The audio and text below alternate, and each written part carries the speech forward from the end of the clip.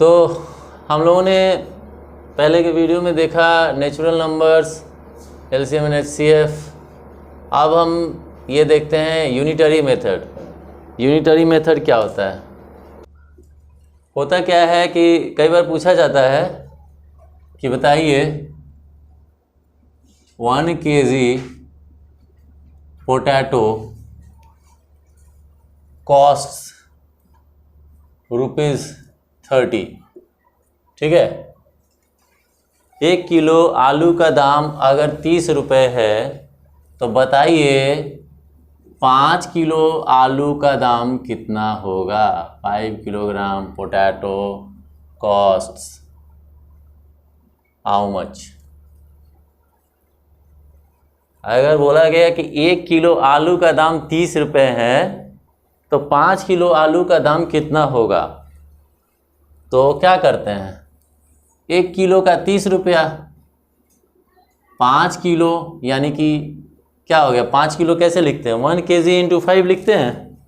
मतलब 1 किलोग्राम, सुन पहले, 1 kilogram potato का दाम 30 रुपये, मूल्य 30 रुपये, तो 5 किलोग्राम पोटैटो का मूल्य कितना, how what is the cost of 5 kilogram potato? Anybody answer?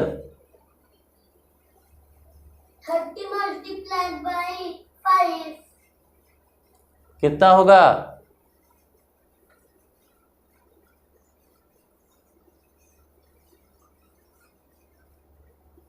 150। Correct.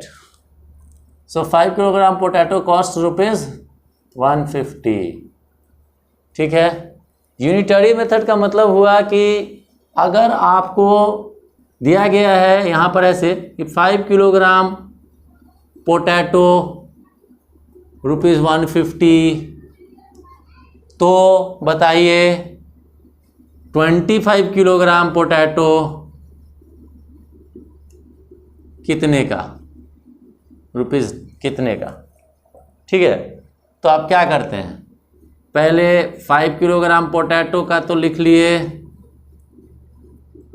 150, फिर क्या करते हैं 1 किलोग्राम पोटैटो का निकाल लेते हैं। अगर 5 किलोग्राम पोटैटो का दाम 150 रुपये तो 1 किलोग्राम पोटैटो का दाम 150/5, 150 डिवाइडेड बाई 5, तो फिर 25 किलोग्राम पोटैटो का दाम कितना हो जाएगा, तो ₹150 divided by 5 into 25। 5 kilogram potato का दाम 150 रुपये, तो 1 किलोग्राम पोटैटो का दाम निकाल लिए 150/5, मतलब क्या है 30 रुपया है। हमको इसको सॉल्व करने का ज़रूरत नहीं है। फिर 25 किलोग्राम पोटैटो का दाम असल में हमको इस सवाल में पूछा गया है, तो 25 किलोग्राम पोटैटो इधर लिखे, यानी कि इधर कितना से मल्टीप्लाई किए, 25 से मल्टीप्लाई किए, तो इधर भी 25 से मल्टीप्लाई होगा, तभी दोनों बराबर होगा। इक्वेशन है ये, ए बराबर ये होना चाहिए। तो अगर इधर कुछ गुना किए, इधर कुछ मल्टीप्लाई किए, तो इधर भी कुछ मल्टीप्लाई करेंगे। तो फाइनली 25 किलोग्राम हमको निकालना है, तो 25 से 1 को मल्टीप्लाई किए, 25 किलोग्राम आ गया। और इधर जो है 1 का 1 किलो आलू का दाम ये है, तो 25 किलो आलू का दाम उसमें मल्टीप्लाई कर देंगे तो निकल आएगा। कितना होगा कैलकुलेट करके बताओ जल्दी। 750। Very good. 5 5 जा 25, 15 5 75, 0, गुड, 750। सो 25 किलोग्राम पोटैटो का दाम ₹750। ये है यूनिटरी मेथड। इससे इस तरह से हम कोई भी जो अज्ञात क्वांटिटी है या वस्तु है उसके बारे में हम बता सकते हैं। यहाँ पर 1 किलोग्राम आलू था, 1 लीटर दूध भी हो सकता है, 10 लीटर दूध का दाम निकाल सकते हैं। 1 लीटर दूध का दाम निकाल के 10 लीटर का दाम निकाल सकते हैं। बहुत ज़्यादा दिया हुआ है तो कम का निकाल सकते हैं, कम दिया हुआ है तो ज़्यादा का निकाल सकते हैं। तो ये मेथड कहलाता है unitary method. Step by step हमने क्या किया, पहले तो जो दिया हुआ था उसको लिख लिया कि हाँ मान लो कि जैसे 5 किलो आलू का दाम लिखा दिया हुआ है 150। तो 1 किलो आलू का दाम कितना? 30 रुपया। तो 25 किलो आलू का दाम कितना? तो 30 गुना 25 यानी 750। तो ये हुआ यूनिटरी मेथड हो गया। नेक्स्ट बताओ, नेक्स्ट टॉपिक क्या था? यूनिटरी मेथड समझ में आ गया? फ्रैक्शन। फ्रैक्शन। यूनिटरी मेथड समझ में आ गया सबको? यस। फ्रैक्शन। नेक्स्ट टॉपिक है फ्रैक्शन। फ्रैक्शंस। फ्रैक्शंस, फ्रैक्शंस का मतलब जैसे कि नाम से अगर हम इंग्लिश का नॉलेज रखते हैं तो फ्रैक्शन का मतलब हुआ portion, portion, part, part of a whole, एक बड़े, एक पूरे चीज़ का कुछ हिस्सा। तो फ्रैक्शन, फ्रैक्शन में हम जैसे एक ले लो, ये ब्रेड लोफ है, ब्रेड लोफ, समझ में आ रहा है? लोफ मतलब क्या होता है? एक ब्रेड, पूरा एक ब्रेड का जो पैकेट होता है, what is it? Loaf of bread, loaf of bread. और अगर कई सारे इस तरह के पैकेट होंगे तो लोफ बिकम्स लोव्स, लोव्स हो जाता है प्लूरल, लोफ का प्लूरल लोव्स। अब इसमें जो है मान लो कि 10 गो अलग अलग 10 गो ब्रेड है, 3 4 5 6 7 8 9 एंड 10 ब्रेड है, 10 स्लाइस ऑफ ब्रेड है, 10 स्लाइस ऑफ ब्रेड है। अब कहा जाए कि एक स्लाइस किसी को दे दो, ये 1 slice is given to someone, तो कितने रिमेनिंग बच गए? 9 स्लाइस बच गए ना। पर ये एक स्लाइस दिया गया तो इस पूरे लोफ का कितना हिस्सा दिया गया? 10 by 1 by 10। एक स्लाइस अगर इस पूरे लोफ का दिया गया मतलब कितना दिया गया? 1/10 ऑफ द लोफ, पूरे लोफ का 1/10 दिया गया। रिमेनिंग कितना बच गया? 9। रिमेनिंग कितना बच गया? 1 दिया गया 10 में से, तो 9, तो 9/10 ऐसे बोलोगे एकदम कड़क के, 9/10, ठीक है। तो 9 हिस्सा जो है बच गया। अब अगर हम देखें कि इन दोनों को अगर फिर ये जो एक स्लाइस दिया गया था इसको फिर वापस अगर लगा दिया जाए तो क्या हो जाएगा? 1/10 इधर भी आ गया और इधर 9/10, तो दोनों आ गया ना, तो क्या हो जाएगा? 10/10 हो जाएगा। 10/10 मतलब क्या हो गया? 1 ना, यानी 1 होल हो गया, दोनों फ्रैक्शन को जोड़ दिया। तो फ्रैक्शन क्या है? Fraction portion of a whole है, portion of a total number. हाँ, तो यहाँ पर जो है ये हो गया। तो फ्रैक्शन मतलब क्या हुआ? एक कोई चीज़ है उसका जो है कुछ हिस्सा निकाल देना, तो जो निकला वो भी फ्रैक्शन और जो रहा वो भी फ्रैक्शन। तो फ्रैक्शन इस तरह से एक हो गया। दूसरा चीज़ अगर ले लो कि कोई चीज़ है जिसको एक ब्रेड है, ब्रेड को एक ब्रेड स्लाइस है, उसको 2 हिस्से में बराबर बांट दिए, तो ये पूरा कितना था? 1 था। अब 2 हिस्से में बांट दिए तो कितना हो गया? 1/2, 1/2, हाफ हो गया। तो ये क्या हो गया? हाफ ऑफ ब्रेड स्लाइस, ठीक है, हाफ ऑफ ब्रेड स्लाइस हो गया। इधर भी हाफ ऑफ ब्रेड स्लाइस हो गया। दोनों को जब हम जोड़ देंगे 1/2 + 1/2 कितना हो जाएगा? हाफ हाफ कितना हो जाएगा? 1 होल हो जाएगा, ठीक है। फ्रैक्शन, फ्रैक्शन में क्या क्या चीजें आ रही हैं? एक ऊपर ये कहलाया न्यूमरेटर और एक नीचे है वो कहलाया डिनोमिनेटर। तो फ्रैक्शन में 2 हिस्से, न्यूमरेटर और डिनोमिनेटर। उसको मत कुछ करो, तुम बैठे रहो चुपचाप, जरूरत नहीं है। अब फ्रैक्शन जो है वो दो प्रकार का होता है। Fraction is of two types. Fraction समझ में आ गया? हाँ। अब फ्रैक्शन जो है वो दो प्रकार का होता है, प्रॉपर और इम्प्रॉपर फ्रैक्शन देखते हैं। प्रॉपर फ्रैक्शन किसको बोलते हैं? Proper fraction. Can anybody reply? What is proper fraction? या जिस फ्रैक्शन में न्यूमरेटर छोटा हो। Very good. So the fraction in which numerator is smaller than the denominator is called proper fraction। अब बताओ सोम कि मार्क्स जो तुमको मिलता है स्कूल में, मान लो यूनिट टेस्ट हुआ तो तुमको मार्क्स मिला 10, मतलब 8 आउट ऑफ 10। हाँ। तो what type of fraction is this? ये कैसा फ्रैक्शन है?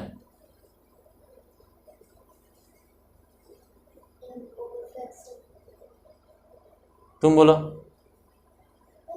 Proper fraction. इम्प्रॉपर फ्रैक्शन होता है जिसमें ऊपर वाला बड़ा होता है। क्यों प्रॉपर फ्रैक्शन है? 8/10 प्रॉपर फ्रैक्शन क्यों है? क्योंकि वो 2 10 से जाने पे 10। तुम बोलो, वो ठीक से समझा नहीं पाया। प्रॉपर फ्रैक्शन इसलिए क्योंकि कौन सा फ्रैक्शन है? प्रॉपर फ्रैक्शन इसलिए क्योंकि 10 नीचे और वो बड़ा है और 8 छोटा है। नीचे ऊपर क्या होता है? न्यूमरेटर। कौन न्यूमरेटर है इसमें, कौन डिनोमिनेटर है? न्यूमरेटर है ऊपर वाला, डिनोमिनेटर नीचे। ऐसे बोलोगे क्योंकि न्यूमरेटर जो है डिनोमिनेटर से छोटा है, इसलिए ये प्रॉपर फ्रैक्शन है। बराबर होगा तब भी। न्यूमरेटर जो है वो डिनोमिनेटर से छोटा है, इसलिए ये प्रॉपर फ्रैक्शन है। बराबर भी होगा तो प्रॉपर फ्रैक्शन ही होगा। ठीक है, तो न्यूमरेटर शुड बी इधर स्मॉलर और equal to denominator for proper fraction. ठीक है। इम्प्रॉपर फ्रैक्शन क्या होता है? Improper fraction, fraction that has numerator greater than denominator are called improper fractions. A fraction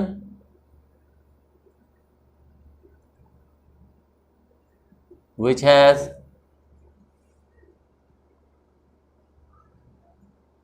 numerator greater than denominator are called improper fraction. improper fraction का example बताओ। improper fraction का example बताओ। 11/10। हाँ, कौन बोला? हाँ, और anyone else? 5/2। 5/2 करेक्ट। और एनीबडी एल्स?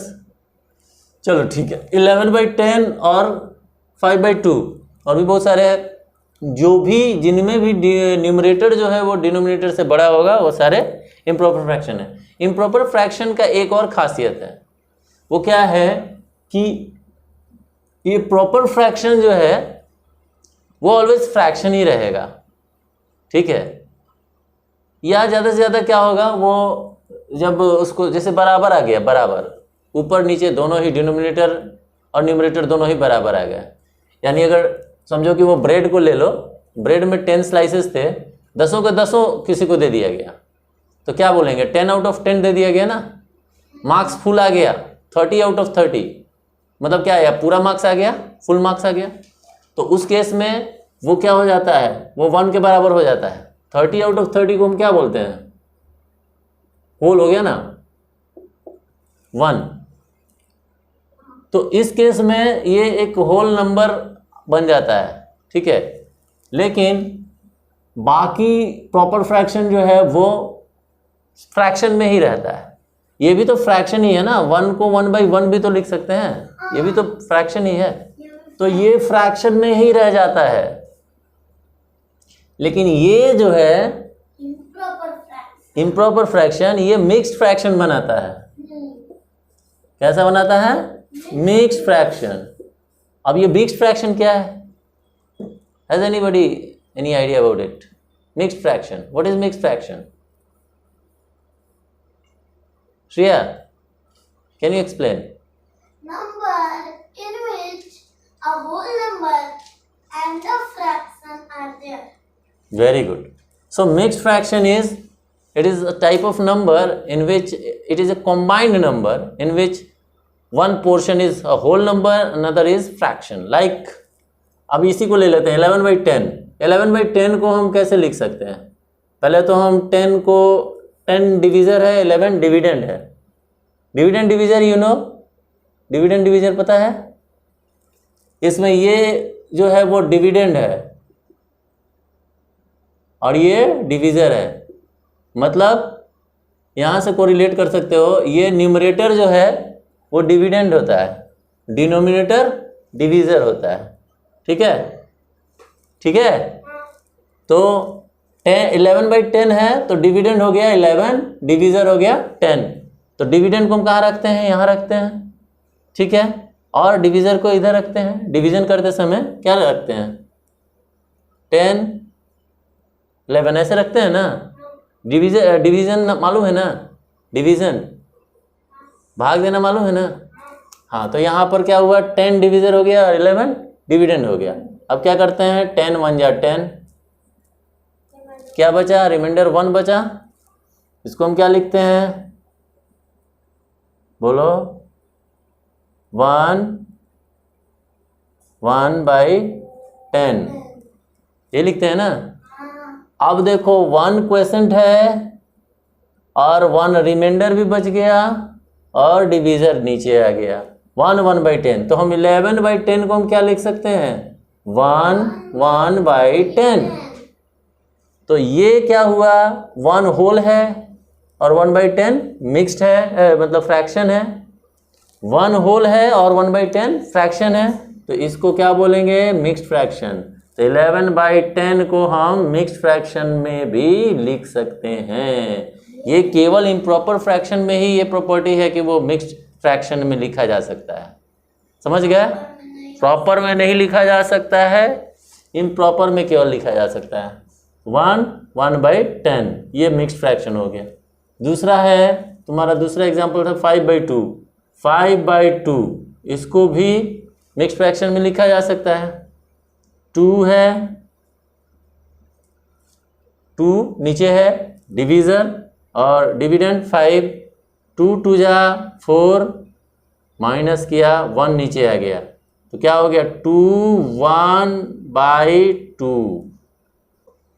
ठीक है, जैसे उसमें लिखे ना, जो क्वेसेंट था उसको लिख दिया इधर फुल वाला, फुल में क्वेसेंट।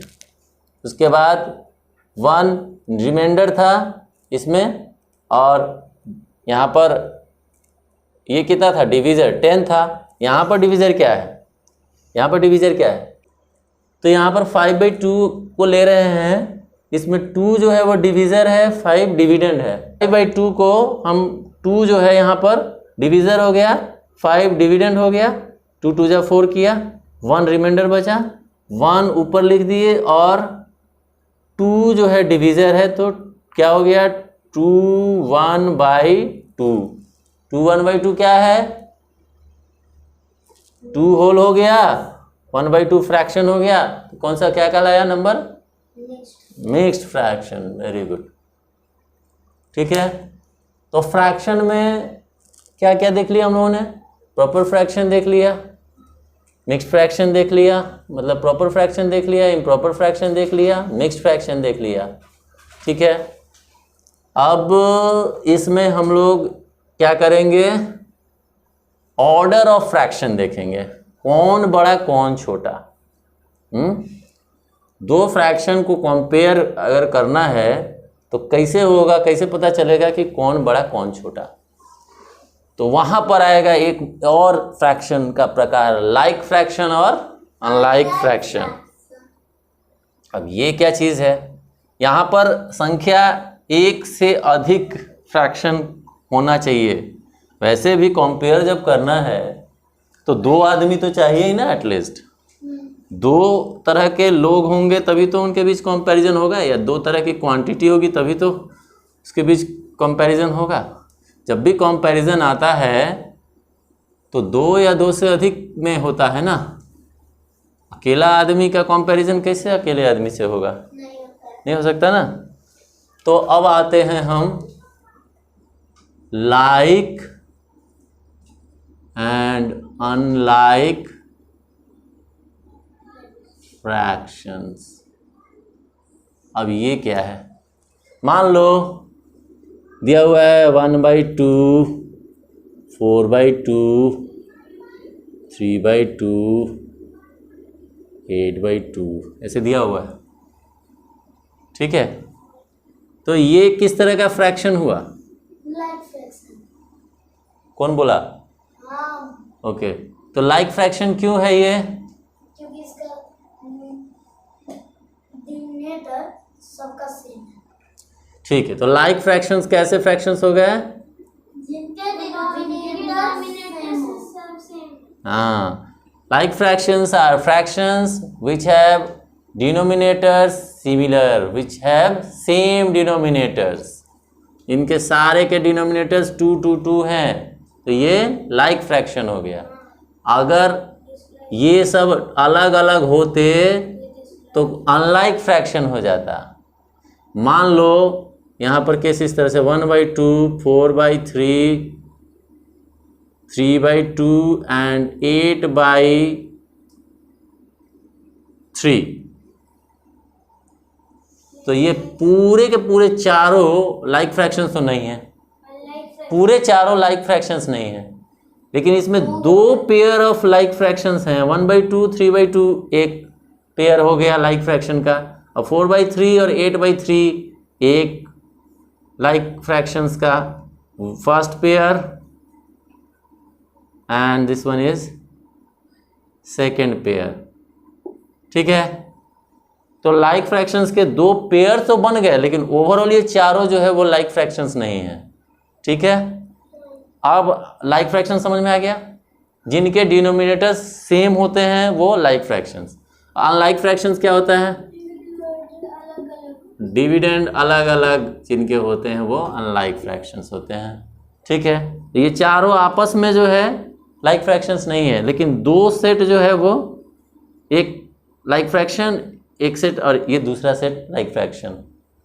ठीक है, तो अनलाइक फ्रैक्शंस कौन से हो गए? जिनके डिनोमिनेटर अलग अलग होते हैं, जैसे 1/2, 2/3, 1/5 और उसके बाद 2/7। ये सारे के सारे अनलाइक फ्रैक्शंस हैं। अब देखो यहाँ पर लाइक फ्रैक्शंस में ऑर्डर बताना कि कौन बड़ा है कौन छोटा है, वो एक इजी टास्क है।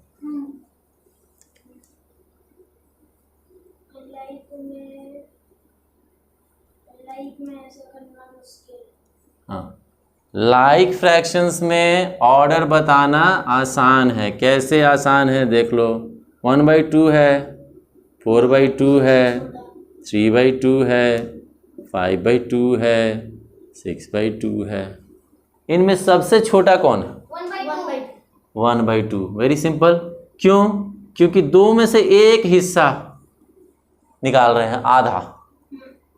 4/2 का क्या मतलब हो गया? 2 में से 4। 2 में से 4 हिस्सा निकाल रहे हैं, मतलब क्या हो गया, इसको सिंपल करो, 2 1 जा 2, 2 2 जा 4, मतलब 2, इसका वैल्यू 2 हो गया। हाँ इम्प्रॉपर फ्रैक्शन हो गया, लेकिन लाइक फ्रैक्शन तो है ना, डिनोमिनेटर 2 है। इधर देखो 2 में से 3 हिस्सा, ये भी, ये तो 3/2, ये तो लोएस्ट फ्रैक्शन में है ही, 3/2 है। हाँ 1.5, 5/2, ये 2.5 हो गया है ना, और 6/2, 2 3 जा 6, 3/1 हो गया। तो सबसे बड़ा इसमें है ये 3, देन है ये 5/2, देन है ये, हाँ, देन अब इसको इधर लिखना होगा, रुक जाओ, ऑर्डर में लिखो, प्रॉपर ऑर्डर क्या होगा, छोटे से बड़े जाना है। पहला 1/2, दूसरा क्या हो जाएगा, 3/2, वेरी गुड, 3/2, 4/2, 4/2, फिर 4/2 यानी 2, 5/2, फिर 5/2 एंड देन 6/2 यानी 3, 6/2 यानी 3। सिंपल भी करना होता है ना, लोएस्ट सिंपलेस्ट फॉर्म में भी लिखना होता है, लोएस्ट फॉर्म में भी लिखना होता है। तो इस तरह से तो ये हो गया। लाइक वाले को तो बड़ी आसानी से बता दिए कौन बड़ा कौन छोटा, लेकिन अनलाइक में आ जाओ, इसी में आ जाओ, इसी में, इसमें बताओ कौन बड़ा कौन छोटा।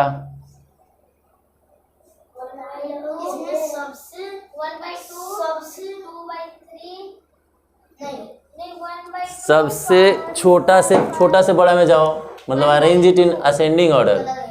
रुक जाओ, बोलने दो, arrange it in ascending order कैसे, ठीक है तो बोलो। 1/2, सबसे छोटा 1/2, हाँ, फिर 1/5, फिर 1/5, ओके, 2/3, फिर 2/3, और उसके बाद 2/7। Okay. It is sheer guess work, guess नहीं करना है। यहाँ पर तो देखकर समझ में आ गया, यहाँ पर नहीं समझ में आ रहा है देख के। क्यों? यहाँ पर बोल रहा है 2 में से 1, यहाँ पे बोल रहा है 5 हिस्से में से 1 हिस्सा, यहाँ पे 3 हिस्से में से 2 हिस्सा, यहाँ पे 7 हिस्से में से 2 हिस्सा। हाँ, लेकिन एक चीज मैं देख कर बता सकता हूँ, 1/2 सबसे बड़ा है। हाँ ये सही है, 1/2 सबसे बड़ा है, करेक्ट। 1/2 है। हाँ 1/2 सबसे बड़ा है, सही है, लेकिन इसका सही तरीका जो है वो है ये तो तुम देख के बता दिए कि 1/2 सबसे बड़ा है, और 7/2 ये सही है। लेकिन तरीका क्या होना चाहिए? तरीका ये है 1/2, 1/5, 2/3, 2/7, इसमें देख लो सब लोएस्ट सिंपलेस्ट फॉर्म में होना चाहिए, लोएस्ट फ्रैक्शन होना चाहिए सबका, इससे अधिक नीचे और नहीं जाया जा सकता, मतलब सिंप्लीफाई और नहीं किया जा सकता है। 2 और 7 में कोई डिविजिबिलिटी है, कॉमन फैक्टर नहीं। 2 और 3 में कोई कॉमन फैक्टर है नहीं।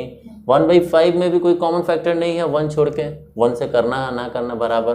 1/2 में भी कोई कॉमन फैक्टर नहीं है, मतलब ये सबसे लोएस्ट फॉर्म में है, सिंपलेस्ट फ्रैक्शन में है। अब हम इसका यहाँ से करेंगे आगे ऑपरेशन। ऑपरेशन कैसे होगा? तो पहले हम क्या करेंगे, एलसीएम फाइंड आउट करेंगे। एलसीएम बताया था, एलसीएम फाइंड आउट करेंगे। एलसीएम 2 3 5 7 जिस ऑर्डर में उस ऑर्डर में लिख दिया, मतलब बड़े से छोटे से बड़े में, ठीक है। अब एलसीएम निकालते हैं। 2 3 5 7 कोई कॉमन है? किसी में कोई कॉमन फैक्टर है? ये चारों में कोई कॉमन फैक्टर नहीं है, नहीं है ना। तब उस हालत में एलसीएम कैसे निकलेगा? सीधा चारों को मल्टीप्लाई कर देना है। 2 3 जा 6, 6 5 जा 30, 37 जा 210। एलसीएम कितना आ गया? 210। अब क्या करना है, 1/2 को 210 एलसीएम आया है, ये डिनोमिनेटर कितना है? 2 है, तो इसको हम कैसे लिख सकते हैं? 2 से 210 को डिवाइड करो, मतलब 2 में कितना मल्टीप्लाई करेंगे कि 210 आएगा? 2 में कितना मल्टीप्लाई करेंगे कि 210 आएगा? इसका मतलब ये है कि 210 में 2 डिवाइड करेंगे, जो आएगा क्वोशेंट, इस ये का जो डिवीज़न का जो रिजल्ट आएगा यानी क्वोशेंट, वही मल्टीप्लाई करेंगे तो आ जाएगा। ठीक है, अब ये तो तय बात है कि क्योंकि एलसीएम है ये, एक सेकेंड, क्योंकि ये एलसीएम है, ठीक है, तो ये पक्की बात है कि 2 के भी टेबल में है, 3 के भी टेबल में है, 5 के भी टेबल में है, 7 के भी टेबल में है, तभी तो एलसीएम है। क्लियर? तो इसका मतलब है कि अगर 2 के टेबल में 210 है, इसका मतलब जब 2 को 210 से डिवाइड करेंगे तो रिमाइंडर शुड बी 0, क्योंकि मल्टीपुल है। ठीक है, 210 इन सब का मल्टीपुल है तो रिमाइंडर 0 आएगा, यानी जो क्वोशेंट आएगा वो अगर इस 2 के साथ मल्टीप्लाई करेंगे तो 210 के बराबर आएगा। ठीक है, अब देखो, ठीक है, 105 हो गया। ये कहाँ 105 मल्टीप्लाई किया, तो जब 2 में 105 मल्टीप्लाई किया 210 लाने के लिए, तो नीचे जब मल्टीप्लाई करेंगे तो ऊपर भी तो मल्टीप्लाई करेंगे, तभी तो 1/2 के बराबर रह जाएगा। ऊपर नीचे दोनों मल्टीप्लाई होगा तभी तो बराबर रहेगा। अगर नीचे खाली 105 मल्टीप्लाई कर देंगे तो इसका तो मतलब हो गया 1/210, वैसा तो नहीं चलेगा।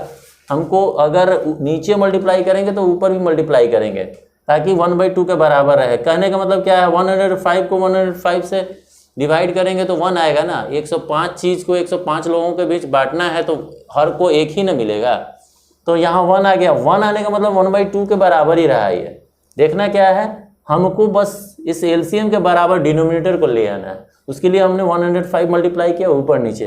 अब क्या आ गया रिजल्ट, 105/210। ठीक, पहला हो गया। दूसरा कहता है 1/5। अब 5 को डिवाइड करो, 210 से 5 को डिवाइड करो तो 5 4 जा 20 और 5 2 जा 10, 42। ठीक है, तो हमको क्या करना है, नीचे 42 से डिवाइड इंटू किया और ऊपर भी 42 से मल्टीप्लाई किया। कितना आ गया, 42/210 दूसरा वाला। तीसरा कह रहा है 2/3। अब 3 से 210 को डिवाइड करो, 3 7 जा 21 और 0 70, यानी 3 × 70 हो गया नीचे, और ऊपर क्या है 2 है तो 2 × 70।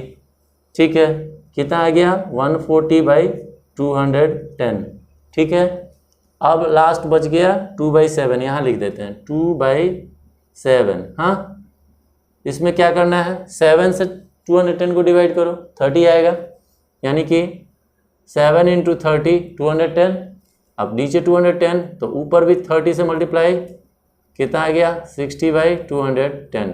अब तुम बताओ 210 में 105 बड़ा है, मतलब 210 में 105 है, 210 में 42 है, 210 में 140 है, 210 में 60 है, सबसे बड़ा कौन, 140 वाला, यानी कि 2/3 इज द लार्जेस्ट। 2/3 सबसे बड़ा। देखे, गेस वर्क नहीं काम किया, 1/2 भी गड़बड़ निकल गया, ध्यान नहीं गया। ठीक है, चलो 2/3 सबसे बड़ा। उसके बाद कौन सा आएगा, यहाँ 60 105 वाला आएगा। अब आएगा 1/2। ठीक है, ठीक है, 1/2 2/3 से छोटा। अब उसके बाद कौन सा, अच्छा हम लोगों को तो इंक्रीजिंग ऑर्डर में करना था, हम कर रहे हैं बड़े से छोटा। नहीं, ठीक है, फिर आ गए अगला। तो हमारा क्या क्या हो गया, ये हो गया, इसके बाद ये हो गया, अब ये बचा और ये बचा 2/7 इससे, और सबसे छोटा 1/5। ठीक है, ऑर्डर क्या हुआ, 1/5 सबसे छोटा, देन 2/7, देन 1/2 एंड सबसे बड़ा इस 2/3। ये हो गया। क्या देखे हम लोगों ने क्या देखा कि अगर अनलाइक फ्रैक्शन है और उसको जो है बताना है कि कौन बड़ा कौन छोटा, तो उसके लिए हमको क्या करना पड़ेगा, अगर दो फ्रैक्शन है तो 2 का एलसीएम निकालना होगा, 3 फ्रैक्शन है तो 3 का डिनोमिनेटर का एलसीएम निकालना होगा, 4 फ्रैक्शन है तो 4 का डिनोमिनेटर का एलसीएम निकालना होगा। ऐसे करके जो है पहले हम एलसीएम निकालेंगे, फिर एलसीएम के टर्म में डिनोमिनेटर को लाएंगे, डिनोमिनेटर को एलसीएम के टर्म में लाने के लिए क्या करना होगा, जो डिनोमिनेटर है उसको डिवाइड करेंगे जो एलसीएम आया है उससे, और जितना क्वोशेंट आएगा उतना जो है उसमें मल्टीप्लाई होगा। तो डिनोमिनेटर में नीचे मल्टीप्लाई जितना होगा उतना ऊपर भी मल्टीप्लाई करना होगा, तभी जाकर जो है फ्रैक्शन बराबर रहेगा, इक्विवेलेंट फ्रैक्शन आएगा। अब यहाँ पर एक आ जाता है मामला इक्विवेलेंट फ्रैक्शन का। Equivalent fraction